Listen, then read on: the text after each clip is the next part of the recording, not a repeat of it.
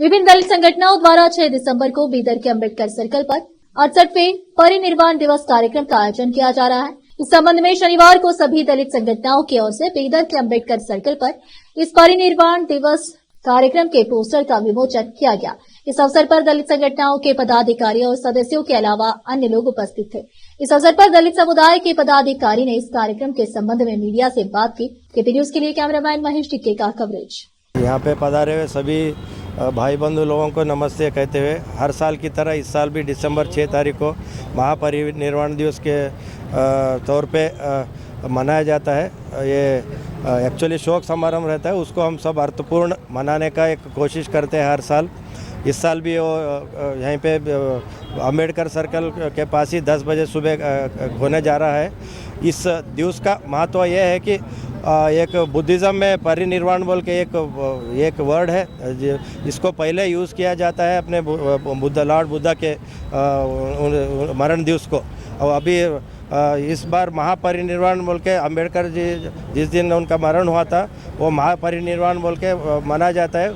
उसका उद्देश्य ये है कि उसी दिन वो मोक्ष पाते हैं। मतलब आदमी मोक्ष अगर नहीं पाता तो अगले जन्म में फिर पैदा होकर फिर कंटिन्यूस प्रोसेस रहता है। वो निर्वाण जब भी एक आदमी निर्वाण मतलब मोक्ष पाता है तो उसका वहीं पे ये होता है। तो वो उसका अवेयरनेस यहाँ पे क्रिएट होना, बहुत सारे लोगों को इसके बारे में जानकारी नहीं है। और अम्बेडकर जी दो महीने के बाद उनका मृत्यु होता है, बुद्धिज़्म को कन्वर्ट होते हैं, उसके 2 महीने के बाद ही उनका ये होता है। फिर उस अगले दिन इनका ये क्रिमेशन होता है दादर चौपाटी पे। करीबन 5 लाख लोग वहाँ पे जमा होते हैं। तो उसके तुरंत बाद ये घोषणा किया जाता है कि ये 5 लाख लोग जो उनके इसके समय में क्रिमेशन के समय रहते हैं वो सभी कन्वर्ट करने का एक दिवस उसके बाद एक घोषित होता है। और वो 2 या 3 दिन के बाद ही उनका मरण होता है। एक ग्रंथ लिखते हैं वो बुद्धिज़्म एंड द धम्म बोल के। उसके बाद उनका जो उसका होने के बाद 2 ही दिन के बाद इनका मरण होता है, डायबिटीज़ के वजह से होता है। तो उसका थोड़े इसके बारे में सब लोगों को एक अवेयरनेस क्रिएट होना बोल के हर साल मनाया जाता है। और ये एक ही समाज के नहीं थे, अब वो उनका पहला था कि ओबीसी वालों को ही पहले था उनका कॉन्स्टिट्यूशन में आर्टिकल पहले ओबीसी वालों को रह के उसके बाद SC ST लोगों को सामाजिक न्याय देने में उनका एक बड़ा योगदान है।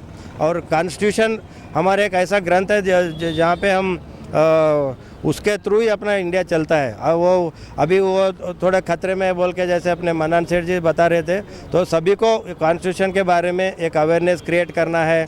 उसके हर एक शोषित और पिछड़ा हुआ जो आदमी रहता है उसके हर एक आदमी को अपने अपने हक का एक परिचय करवाना है सभी लोगों को।